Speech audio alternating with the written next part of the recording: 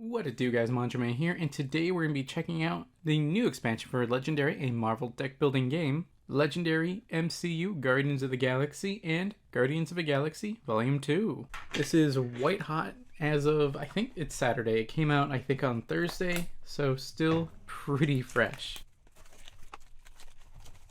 Stay tuned to the end of the video to see how you can win your own copy of this very same expansion. Taking a look at the box, we have all 5 Guardians of the Galaxy, or the original ones.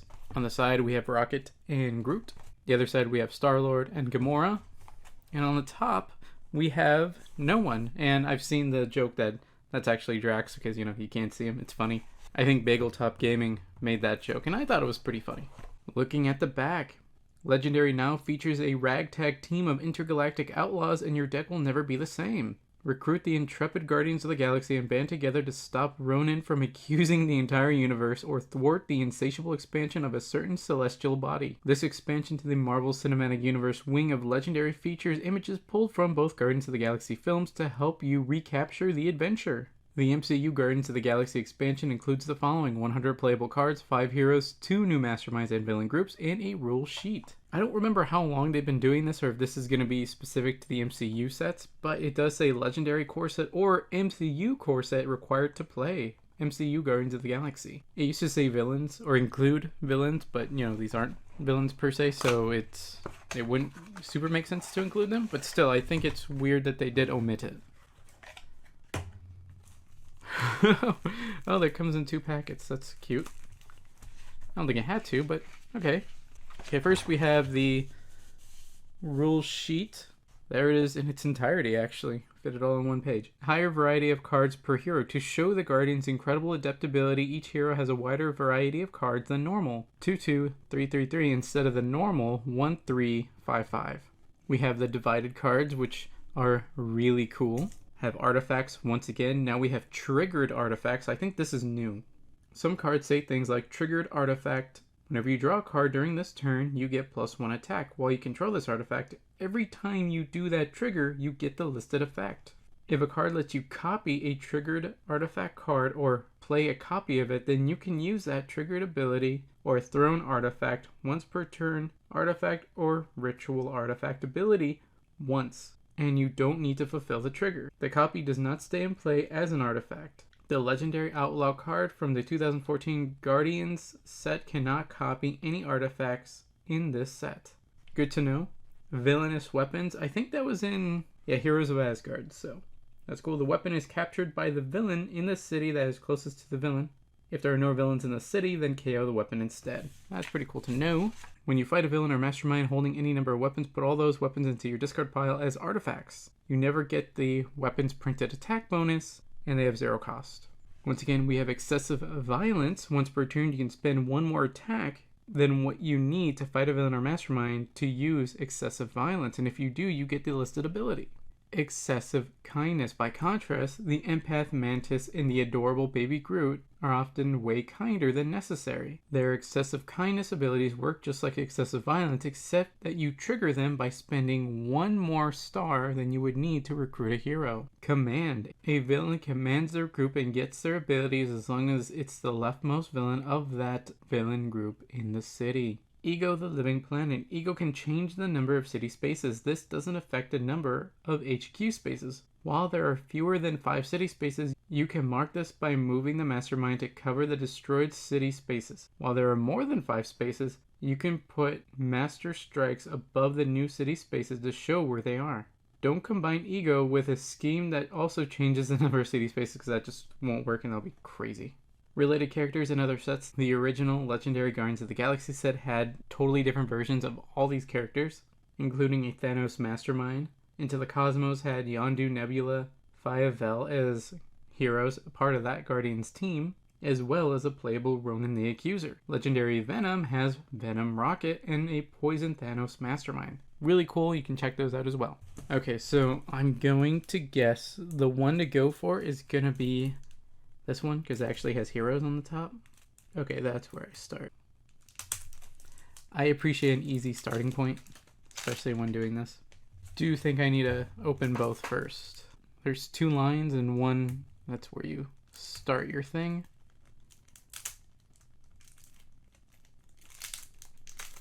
I'm just really glad I stockpiled on the sleeves so I'd have enough. After a bit of rearranging, I think I got things in order. First up, we have Mantis and her rare, Discover the Dead. 7 cost instinct card with excessive kindness.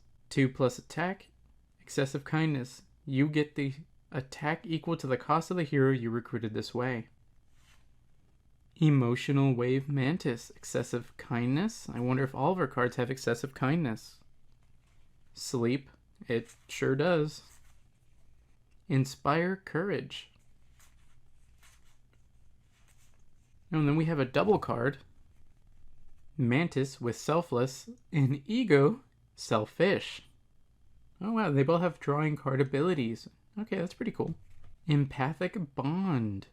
Okay, another excessive kindness. Next up we have We Are Groot, Rocket and Groot. 7 cost strength card, 0+ attack. Reveal your hand. You get +1 attack for each different card name in your hand. Each divided card has 2 different card names. We have another divided card, Tricky Rocket and Simple Groot. You either have recruiting points or just plain attack points. Can't get much simpler than that. Gravity Mines, Rocket and Groot. Triggered artifact whenever using excessive violence, draw a card. That's not bad.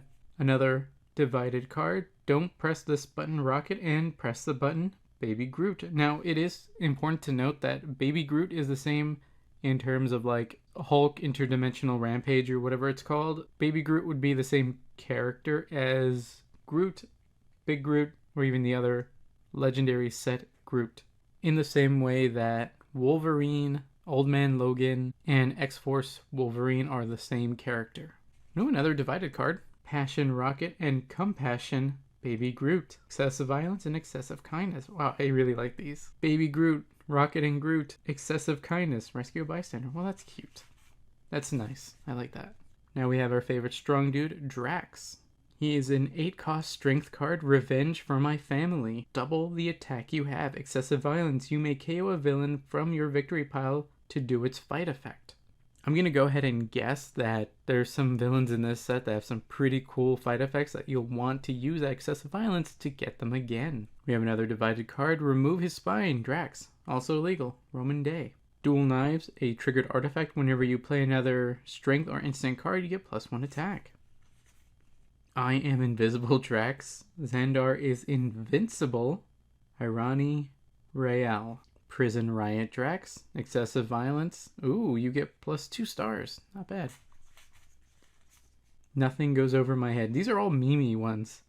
Excessive violence. Look at the top 2 cards of your deck. Discard any number and then put the rest back. Guardian's Escape. That's Gamora's rare. A 7 cost tech card. 5+ attack. If you drew at least 2 cards this turn, get +2 attack. Stolen Necroblaster. Ooh, that looks pretty cool. Sweet. A divided card. Forgive Gamora, Resent Nebula. Pretty cool. Either draw or more attack. Can't beat that.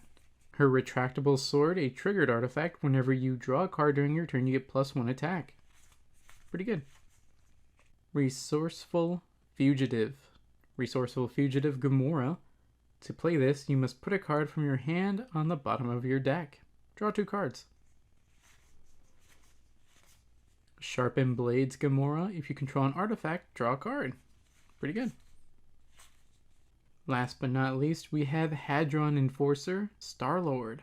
An 8 cost range card with triggered artifact. The first time you play an artifact each turn, including this one, you get +3 attack. You don't need that stuff, Star-Lord. Pretty cool. You may discard an artifact you control to get +1 attack. So I'll make him a 4. Not bad. A divided card, we have Give Star-Lord and Take Yondu. Expandable Helmet, Star-Lord, triggered artifact. The first time you play an artifact each turn, including this one, draw a card. That's pretty good. Borrowed Nova Blaster, triggered artifact. The first time you play an artifact each turn, including this one, +1 attack. See a theme with him for sure. Starship Sensors, triggered artifact. The first time you play an artifact each turn, including this one, +1 star. Okay, his definitely... Okay, don't need that stuff. You can get rid of artifacts to get a little bit extra boost. And let's see, give and take. Give, discard an artifact you control to get more stars. So the star version of don't need that stuff. Or if you played a Guardian card before, reveal the top card of your deck. If it's an artifact, you draw it. Then all the other ones are triggered artifacts that you would play, and then they play off of each other, and they probably chain quite a bit. Like you have this one and this one out, so you get plus this, plus that. Wow. There's some really cool stuff, especially with him. Can't wait to try, especially Star-Lord, because all the playing the artifacts, I'm going to need space. I'm going to need at least like this much space to put all my triggered artifacts, and then my hand will be like right here in the videos, and then you'll see the deck over here. It's going to be crazy. It's going to be great, especially with this. Between Star-Lord and maybe Drax might be my favorite just because of all the excessive violence and like doubling its attack. Playing this guy too. I think they're going to play really well together. The whole team is going to be great. The first mastermind we have is Ronan the Accuser. He always leads the followers of Ronan. He has 6 attack, Master Strike. Each player discards a card at random. Ronan captures the strike as a Necrocraft villainous weapon that gives +1 attack. When you gain a Necrocraft shift, it becomes a triggered artifact that says whenever a Master Strike is completed, draw a card. Cosmerod Warhammer, that's pretty cool. Fight, KO one of your heroes, rescue 2 bystanders. Ronan captures this card as a villainous weapon. Triggered artifact, whenever you recruit a hero from the HQ, you get +2 attack. Ancient Kree Armor, fight, KO one of your heroes. Rescue 2 bystanders. Ronan captures this as a villainous weapon. Triggered artifact, whenever you gain your first wound in any turn, you may KO it. Wow, that's really good. Hood of the Accuser. KO one of your heroes. Same fight effect. Triggered artifact, whenever a Master Strike is completed. Whenever a Master Strike is completed, you may KO one of your cards. Ronan's Throne. Same fight effect. Triggered artifact, whenever a Scheme Twist is completed, draw 2 cards. That one's good. You'll see this more than the Master Strike for sure with a lot of the schemes. The first villain group, followers of Ronan, we have the Orb, villainous weapon. Ambush, put all heroes from the HQ on the bottom of the hero deck. That's crazy. Triggered artifact, whenever you fight the Mastermind, take another turn after this one. Don't play a card from the villain deck at the start of the turn. This ability can only be used once per game. That almost feels like the Time Stone, or kind of what I would think the Time Stone would do. The Dark Aster flagship, villainous weapon. Ambush, if a follower of Ronan captures this, each player gains a wound. Triggered artifact, whenever you defeat a villain, get +1 star. Korath's Disruptor Rifle, villainous weapon. If Korath is in the city, he captures this. Triggered artifact, whenever you play a card that costs 6 or more, you get +1 attack. Nebula. Nebula gets +2 while she commands the followers of Ronan. Ambush. Ronan captures a villainous weapon from another villain in the city or captures an artifact from a player's control as a villainous weapon. If it doesn't already give a villainous weapon bonus, it gives +2 attack. Korath the Pursuer. Korath gets +2 attack while he commands the followers of Ronan. Ambush. Each player may draw a card. For each player that did, reveal a card from the villain deck. Play a followers of Ronan card from among the cards you revealed this way, put the rest back in any order. Fight, same effect. Sakaran Mercenaries. Sakaran Mercenaries gets +2 while another villain is commanding the followers of Ronan. Ambush. If another villain is commanding the followers of Ronan, each player gains a wound. Exelon Attendants.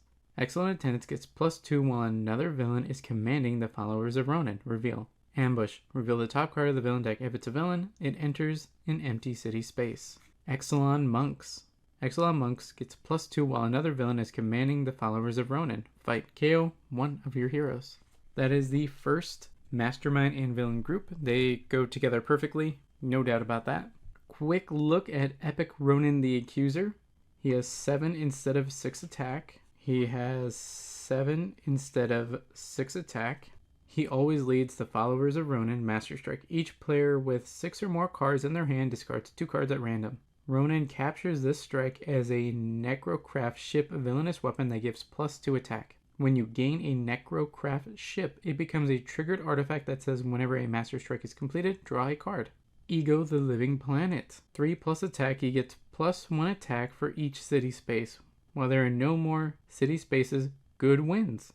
Always leads any villain group, plus add an additional villain group even for 1-player games. Wow. Master Strike. Create an extra city space on the left side of the city. If there are at least 3 villains in the city, each player gains a wound. Play another card from the villain deck. Now Epic Ego the Living Planet, 1 plus attack instead of 3, so that must be crazy.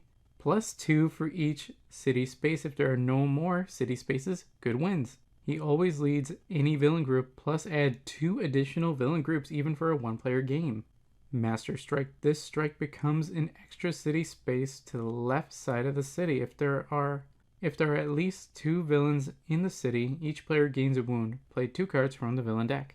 Until everything is me. Fight. Rescue 3 bystanders. Destroy the leftmost city space. Any villain there escapes. Shuffle this tactic back into his tactics. What? Fight. You may KO one of your heroes. Cover all that exists.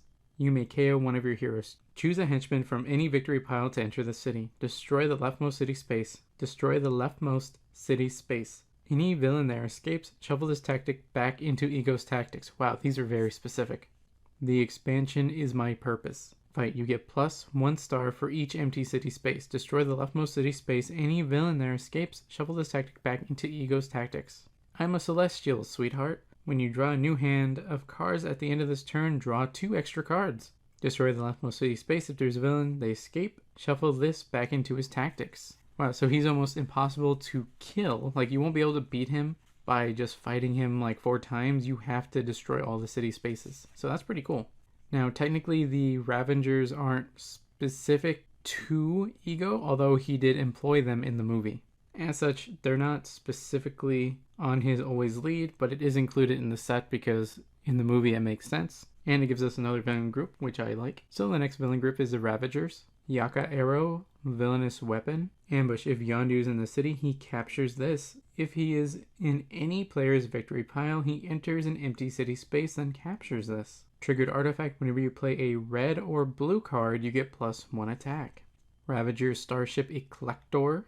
Villainous Weapon. Ambush. If a Ravager captures this, that Ravager switches spaces with the leftmost Ravager in the city. Triggered artifact. Whenever you play a tech card, you get +1 attack. Scavenge Blade. Villainous Weapon. Ambush. Play another card from the villain deck. Triggered artifact. Whenever you play a strength or instinct card, you get +2 attack. If you do, shuffle this into the villain deck. Yondu Udanta. You get +2 while he commands the Ravagers. Ambush. Swap Yondu with the leftmost Ravager in the city, so he's going to command them. Fight. If Yondu was commanding the Ravagers, KO up to 2 of your heroes. Taserface. Taserface gets +2 while he commands the Ravagers. Ambush. Swap Taserface with the leftmost Ravager in the city. Fight. If Taserface was commanding the Ravagers, +2 stars. Kraglin O'Fronteri. Kraglin gets +2 attack while he commands the Ravagers. Swap Kraglin with the leftmost Ravager in the city. Fight. If he was commanding the Ravagers, draw 2 cards. That's a pretty good one. Tulk. Tulk gets +2 while he commands the Ravagers. Ambush. He swaps with the leftmost. Fight. If Tulk was commanding the Ravagers, KO one of your heroes. And Geth. He gets +2 if he commands. His ambush is that he goes to the left. Fight. If he was commanding the Ravagers, draw a card. So not the better, I think it's like Kraglin, but worse. But he's also weaker, so I guess that kind of makes sense. So for sake of simplicity, I'm just going to keep the Ravagers with Ego for now. Now, it's going to be really obvious which schemes go to which mastermind because they're labeled. First up, we have Inescapable Kylan Space Prison. 8 twists. Add an extra villain group. Heroes that start in or enter the HQ are imprisoned face down. Can't be recruited and costs 0. You can spend 1 attack to flip them face up. Twist. Spend this amount this turn for an escape plan, or else after you draw a new hand, gain a wound, then imprison and mix up all heroes in the HQ. Twist 1 to 3, 3 attack, Quarnix Battery. Twist 4 to 5, 5 attack, Prison Control Device. Twist 6, 6 stars, that guy's leg. Twist 7, Cassette Player. Twist 8, Evil Winds. So obviously this is going to be for Ronin because this is going to be Guardians of the Galaxy 1. Next up we have Provoke the Sovereign War Fleet. 11 twists, add an extra villain group. This twist enters the city as a 2-attack Sovereign Omnicraft villain worth 1 victory point. With fight you get +1 star. Each player shuffles all twists from their victory piles back into the villain deck. Play another card from the villain deck. Evil wins when 3 Omnicraft escape. Again, we're going to give that to Ego because it's just volume 2. Unleash the Obelisk Space Monster. 9 twists. Twist 1 to 8. Put this twist next to the scheme as an Obelisk Tentacle villain worth 4 victory points. It captures a non-gray hero from your discard pile. Its attack is 3 plus the cost of that hero. It has Fight. KO one of your gray heroes. A player of your choice gains the captured hero.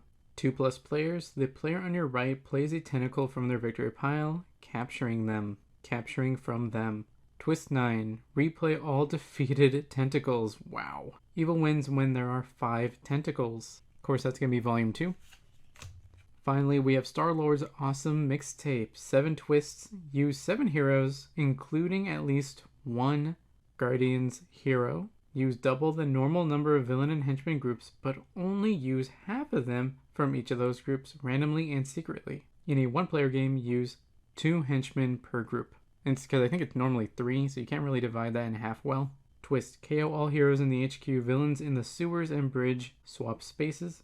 Likewise, villains in the bank and streets. Evil wins when there are 32 non-gray heroes in the KO pile. Of course, this is going to go into Volume 2 once again. Yeah, so this one was pretty easy to allocate the schemes because they're pre-labeled for you. So once we do our episode of a legendary MCU, Guardians of the Galaxy, we're definitely going to be using the one from Guardians of the Galaxy, so that makes that pretty easy. Then for Volume 2, we actually have a choice between Star-Lord's awesome mixtape, Unleash the Obelisk Space Monster, and Provoke the Sovereign Warfleet. Well guys, which scheme do you guys think we should use for our episode of Legendary MCU Guardians of the Galaxy Volume 2? For heroes, pretty easy for Volume 2 once again because we have characters that appeared in both. That's easy. What heroes should we use for Guardians of the Galaxy Volume 1? Obviously we don't include Mantis, that's only 4 heroes. So what 5th character should we pull from the rest of Legendary? We can pick someone that's already represented here and just play the other Guardians of the Galaxy set. Drax, Star-Lord, Gamora, Rocket, or Groot. Or include someone that is in the movie, but wasn't like one of the main characters. Like we could put Yondu in there as the 5th, and then that just works. Well guys, that's it for Legendary MCU, Guardians of the Galaxy, and Guardians of the Galaxy Volume 2. If you want to stay up to date with my videos and live streams on both YouTube and Twitch, check out links in the description below, like, comment, subscribe, and consider joining. That's all for now guys, Manjoume out.